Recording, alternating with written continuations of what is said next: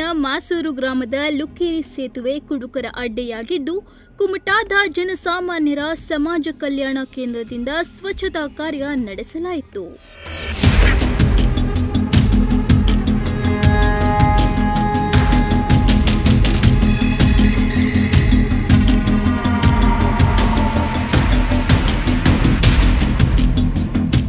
ಈ ವೇಳೆ ಆಗ್ನೆಲ್ ರೋಡ್ರಿಗೀಸ್ ಮಾತನಾಡಿ, ಸಾರಾಯಿ ಪ್ಯಾಕೆಟ್, ಬಿಯರ್ ಬಾಟಲಿ, ಸಿಗರೇಟ್, ಚಿಕನ್ ಸಾರುಗಳ ಕೊಟ್ಟೆ ಸೇತುವೆ ಉದ್ದಕ್ಕೂ ಬಿದ್ದಿದೆ.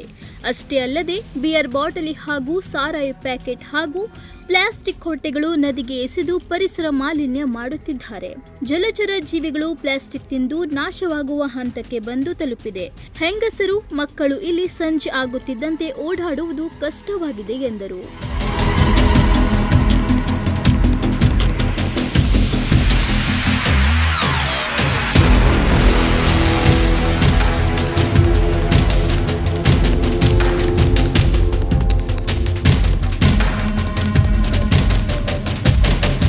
ಹೆಗಡೆ ಗ್ರಾಮ ಪಂಚಾಯತ್ ಪಿಡಿಒ ಅಧಿಕಾರಿಗಳು ಇತ್ತ ಕಡೆ ಬರುವುದೇ ಇಲ್ಲ.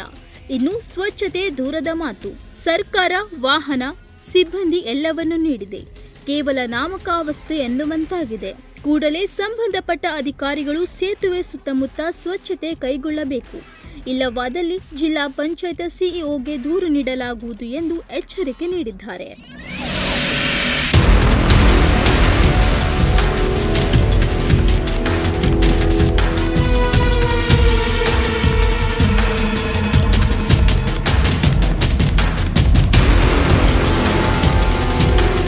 ಈ ವೇಳೆ ಸಾಮಾಜಿಕ ಕಾರ್ಯಕರ್ತ ಸುಧಾಕರ್ ನಾಯ್ಕ್, ಸ್ಥಳೀಯರಾದ ಯಮುನಾ ಗೌಡ, ನಾಗೇಶ್ ಗೌಡ, ಶಿವು ಗೌಡ ಹಾಗೂ ಇತರರು ಇದ್ದರು. Nudisiri news desk, Honnavar.